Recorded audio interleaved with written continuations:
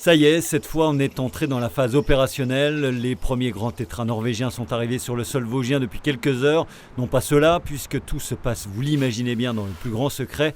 Mais restait à savoir si le premier lâcher prévu ce jour était autorisé, puisque 5 associations environnementales avaient saisi le tribunal administratif de Nancy pour empêcher ce qu'elles considèrent être une hérésie et faire barrage à l'arrêté préfectoral pris il y a quelques jours, lequel mettait en avant la plasticité de l'adaptation de l'espèce et une sorte de devoir de tout tenter pour ne pas voir disparaître sans rien faire l'oiseau, longtemps emblématique du massif des Vosges.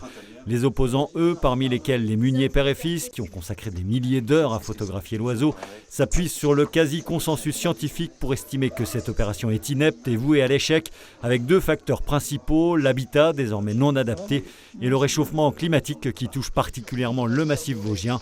Le tribunal administratif de Nancy a rejeté ce vendredi le caractère d'urgence et n'a donc pas suspendu l'arrêté, repoussant la décision sur le fond à plus tard. Les oiseaux prélevés et déjà arrivés dans les Vosges, qui seraient au nombre de 4 selon nos confrères de Vosges Matin, ont par conséquent été ou vont être relâchés dans les heures qui viennent, probablement du côté de la réserve naturelle du Grand Ventron. D'autres devraient arriver prochainement.